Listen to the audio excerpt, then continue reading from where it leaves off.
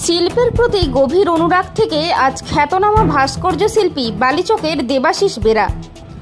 পশ্চিম মেদিনীপুরের বালিচকের হরিহরপুর গ্রামের বাসিন্দা দেবাশিস বেরা আদিবাড়ি ময়নায় হলেও তারা বর্তমানে বালিচকের বাসিন্দা। তার বাবা প্রখ্যাত মৃৎশিল্পী কুশধ্বজ বেরা। ছেলেবেলা থেকেই শিল্পের প্রতি ছিল তার গভীর অনুরাগ।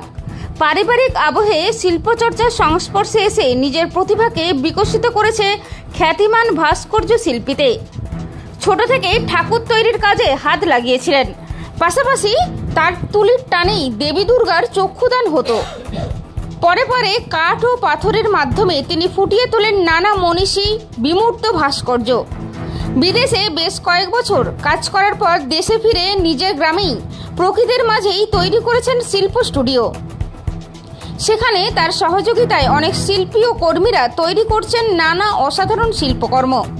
বিদেশে আর্ট স্টুডিওতে কাজ করার পাশাপাশি দেবাশিস বেরা অংশগ্রহণ করেছেন বিভিন্ন জাতীয় ও আন্তর্জাতিক চিত্রকলা ও ভাস্কর্য প্রদর্শনীতে।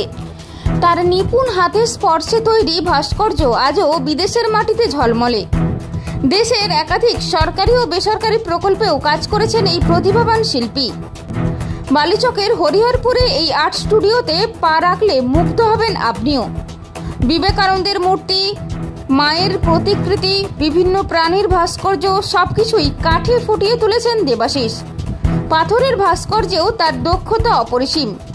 প্রত্যন্ত গ্রাম থেকে উঠে এসেও দেশসহ বিদেশের মাটিতে সাফল্য অর্জন, যা অনুপ্রেরণা যোগাবে ভাস্কর্য শিল্পে যুক্ত শিল্পী সহ আগামী প্রজন্মকে। আমি ছোটবেলা থেকেই এটার সাথে যুক্ত। আমার মায়ের ইন্সপিরেশন, আমার ব্যাকগ্রাউন্ড যেরকম আছে আর্ট ফিল্ডের সাথে, যদিও ট্র্যাডিশনাল আর্ট ফিল্ড, বাট ছোট থেকেই একটা কাজের মাটির সাথে একটা রিলেশন। ছোট থেকেই, যত ছোট যে আমার মনেও নেই, কত ছোট থেকে মাটির সাথে একটা রিলেশন এবং আর্টটাকে নিয়ে এগিয়ে যাওয়ার জন্য আমার মায়ের ইন্সপিরেশন। আমি কলকাতা গভর্নমেন্ট আর্ট কলেজে ব্যাচেলার ডিগ্রি করেছি এবং মাস্টার MBA করেছি। তারপরে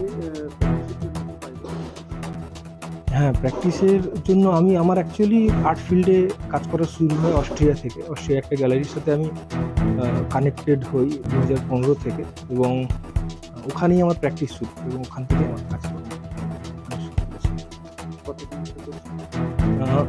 বিগত 2015 থেকে আমি প্রফেশনাল ফিল্ডে আছি, কাজ করছি বাইরে। ওখান থেকে 2015, 16, 17, 18, 19, 2019 পর্যন্ত প্রায় 5 বছর গ্যালারি, আর্ট গ্যালারির সাথে, ওখানের আর্ট গ্যালারি, ইন্ডিয়ান আর্টিস্ট। না, কাঠের উপরে না, এগুলো আমার অ্যাকচুয়ালি এটা আমার স্টুডিও বেস ওয়ার্ক। এখানে কাঠ বা ব্রোঞ্জের বড় বড় মূর্তি, স্কাল্পচার যেগুলো হয়, ওগুলো ঢালাইয়ের কাজ হয় এবং বাকি সিম্পোজিয়ামে পাথরের, স্টোনের কাজও হয়। সব রকম পার্মানেন্ট ম্যাটেরিয়ালে কাজ করতে আমি ভালোবাসি।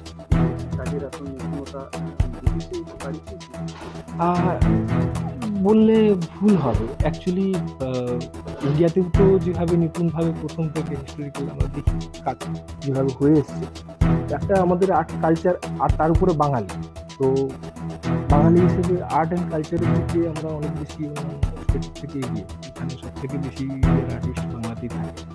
তো আমার শিক্ষাটা শুরু এখান থেকে। তবে হ্যাঁ, আমি বাইরে যাওয়ার পরে ওখানে কিছু এক্সপিরিয়েন্স, টাইম স্পেন্ড করেছি, সেখানে আমাকে অনেক কিছু শিখেছি এবং আমি হচ্ছে বড় বড় সিম্পোজিয়ামস করি, ইন্টারন্যাশনাল সিম্পোজিয়ামস, সেখানেও কাজ করতে ওখানের কালচারটা অনেক আলাদা। অ্যাকচুয়ালি আমি 5 বছর কাটিয়েছি, তো লাস্ট কয়েক ইয়ার আমি ফ্রাস্ট্রেটেড হয়ে গেছি, কারণ 4-5 মাস ধরে আমি থাকতাম ওই সময়, ওখানে টাইম স্পেন্ড করতাম এবং কালচারটা অনেক ডিফারেন্ট, মানুষজন ডিফারেন্ট, ওয়েদার আলাদা, অনেক রুলস রেগুলেশন। আমি যেহেতু স্কাল্পচার কাজ করার একটা অসুবিধা ছিল, বাউন্ডেশন ছিল যে এই সময় থেকে এই সময় পর্যন্ত কাজ করতে পারবে, নয়েজ একটা ব্যাপার ছিল।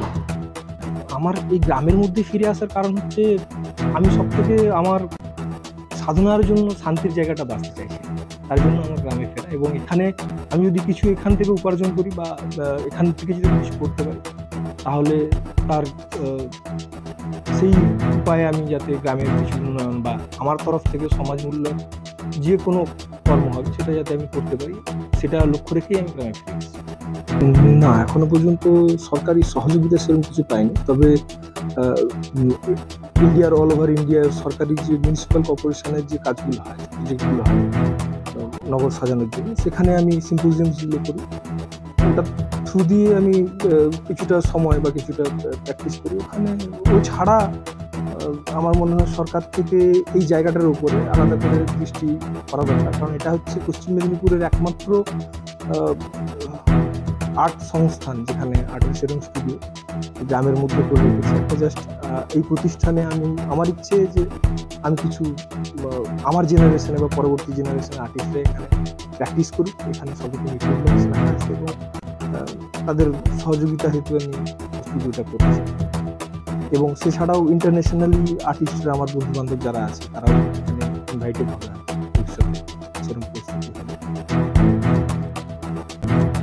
আমার চিন্তাধারা তো অনেক, কিন্তু কিছু কিছু চিন্তাধারা আছে যেগুলো সরকারের সাহায্য ছাড়া সম্ভব না, সেটা সময় সাপেক্ষ দেখা যাবে। যেমন আমি ইন্ডিয়ার মিউনিসিপ্যাল কর্পোরেশনের তরফ থেকে যে বললাম যে আলাদা আলাদা আর্ট ইনস্টলেশন হয়, সেগুলো বেঙ্গলে খুব কম হচ্ছে বা সেরম লেভেলে হচ্ছে না। বা বাংলা তো আর্ট অ্যান্ড কালচার থেকে মানে কালচারের দিক থেকেই আলাদা অন্যান্য রাজ্যের থেকে। এখানে বাড়িতে বাড়িতে আর্টিস্ট আছে, ছোট ছোট বাচ্চারা একদম আমাদের প্রত্যেক বাড়িতে দেখবেন নাচ গান আবৃত্তি ছবি আঁকা প্রত্যেক বাড়িতে বাচ্চারা করে।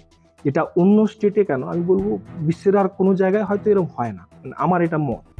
তো সেক্ষেত্রে দাঁড়িয়ে করবে আমার মনে হয় বাঙালি একটা জায়গাতেই এগিয়ে সব জায়গায়। এক হচ্ছে শিক্ষা দীক্ষা, আর একটা হচ্ছে শিল্প। তো শিল্প শিক্ষা দীক্ষা ছাড়া তো বাংলা এগোতে পারে না। তো শিল্পটা আগিয়ে রাখলে আমার মনে হয় বাংলার উন্নতি হয়তো কিছু দশক পরে অনেক এগিয়ে আসবে। আমার নাম দেবাশিস বেরা, আর আমি স্কাল্পটর আর্টিস্ট। বাড়ি বালিচকে এখন থাকি।